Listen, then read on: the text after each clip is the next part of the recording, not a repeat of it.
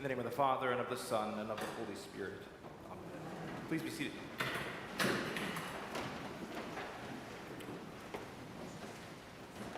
A lot can happen over one meal. Groups of friends come together to laugh and to remember. Families gather to fight or laugh or tell stories or some combination thereof. First dates might fall in love or decide they never want to see that person again. Relationships fractured by our human shortcomings can be mended, or for that matter, have their fractures only deepened. We who gather around a table of a different kind are fed with food eternal, with love unending, still encountering the very presence of Jesus in a meal like none other. A lot can happen over one meal. The particular meal we read about in John's Gospel for today takes place on a beach on the shore of the Sea of Tiberias, also called the Sea of Galilee, around a fire. Fish were caught to overflowing, but only after the resurrected Jesus appears to the worn-out fisherfolk disciples and states the frustratingly obvious, "Children, you have no fish, have you?" As if they didn't know. He tells them to try again in another way, and they will find some, and they did, and he was right. It is that moment that brought them to the one around the fire where they would eat and share and know that among them was the resurrected Jesus, even though he did not tell them it was him. After the meal, still gathered around that fire, Jesus singles out Peter. He asks him 3 times, "Do you love me?" His repetition frustrating Peter, who thinks that Jesus either isn't listening or doesn't believe in him or is testing him. Each time Peter replies, "Yes, Lord, you know that I love you." And Jesus says, "Feed my sheep. Feed my sheep." A lot has been made about that scene. Some say that this is Jesus reconciling with Peter, offering him a threefold chance to declare his love for Jesus, to counteract or to match the threefold denial of Peter at Jesus' arrest that we just read about a few weeks ago on Palm Sunday and Good Friday. Some argue in a similar way that this is Jesus' moment of restoring Peter to his status as a disciple, giving him something to do with his now reprofessed faith and love after Peter had fallen off course again. On some level, of course, that makes a good deal of sense, but I often wonder if there isn't something more here.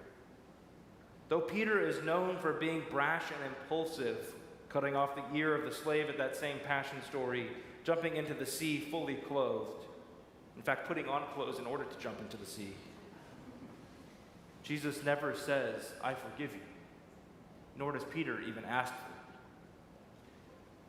On the one hand, it might make some sense that forgiveness is what is needed to heal the divide between these two, but it seems to me that what Jesus is inviting Peter into is not a restoration of relationship with Jesus, but a restoration of relationship with Peter. The person Peter needs to forgive is himself. Remember, though there was no food, it was around a similar fire that Peter denied Jesus. Now gathered back around a fire, Peter comes face to face with the risen Lord, and in so doing learns that not only has he been forgiven long ago, before he could even ask for it, but now he is being invited to let himself off the hook too. That was a fishing pun in case anybody was up for it there. Thank you, Sam.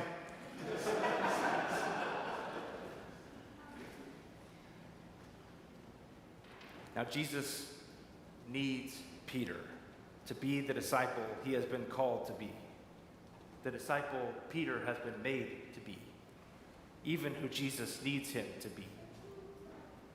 A lot can happen in one meal. If you go back a couple of chapters ago in John's Gospel and reread when Peter denies Jesus, what you'll see is that Peter isn't denying Jesus at all, but himself. In the Synoptic Gospels, in Matthew, Mark, and Luke, when we get this story of Jesus' passion, Peter is asked, "Do you know the man?" And he replies, "I do not know the man." However, in John, the question Peter is asked is, "Aren't you one of his disciples?" To which Peter replies, I am not.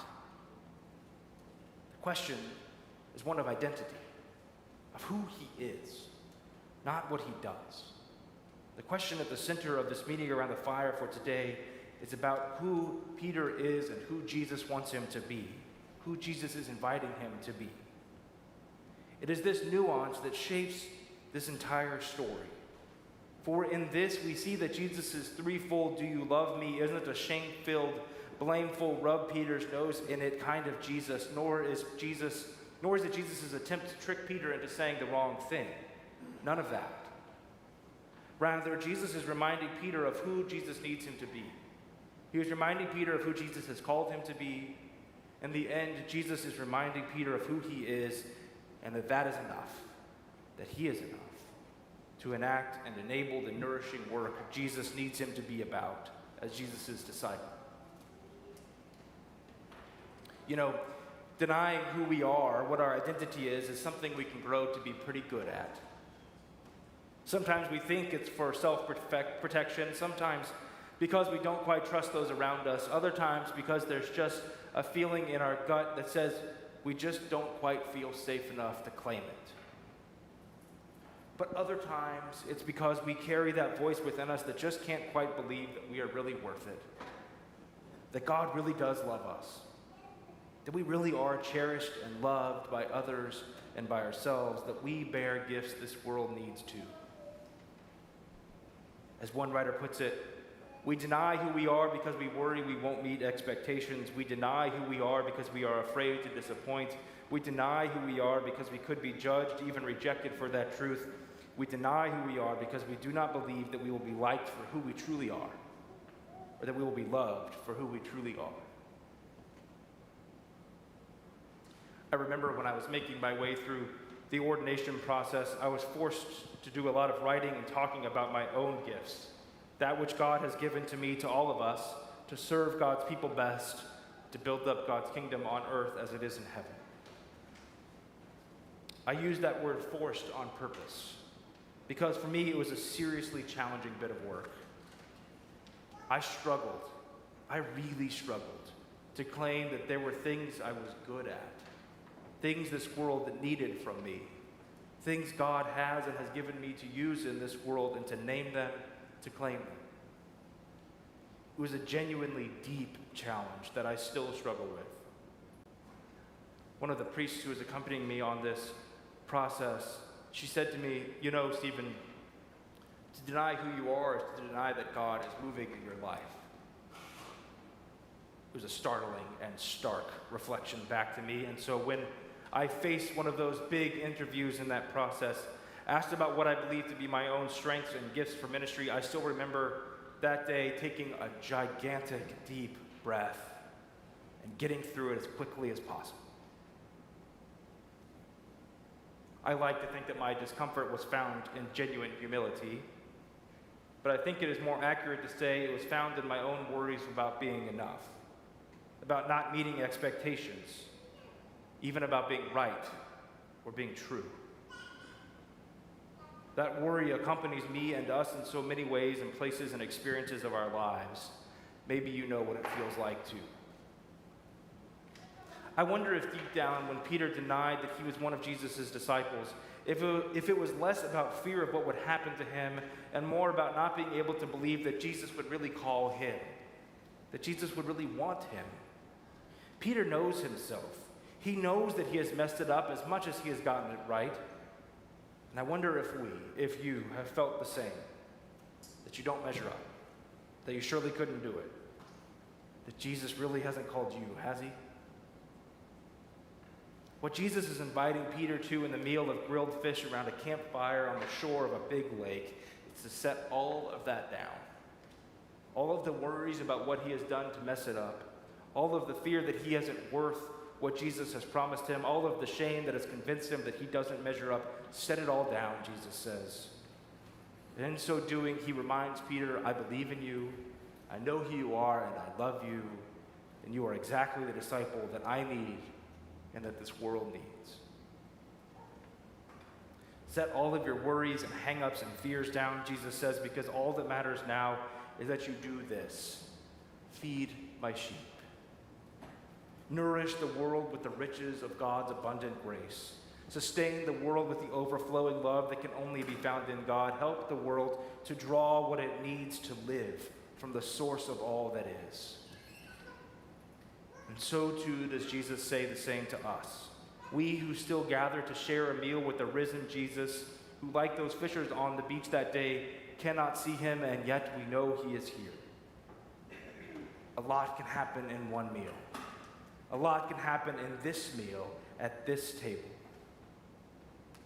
Let the love and hope and grace, the very presence of God we encounter, heal and renew our very souls, the very core of who we are, that we might know that in God there is actually not such a thing as not measuring up or not. In God we find our true identity as beloved, which is always enough. Let us claim that identity with a joyful embrace, despite every way we might think we do not deserve it, trusting that God isn't worried about that at all. God has and will always know us simply and only as that identity claimed at our baptism, beloved. Saying to us, I believe in you, I know who you are, I love you, and you are the disciple that I need. May we then go forth, having been fed and claimed in this way, to do the work God has given us to do too. Feed my sheep. Let us feed the whole world with that which it hungers for, grace abounding, hope unflinching, love unending, that all might know that they too are named beloved of God.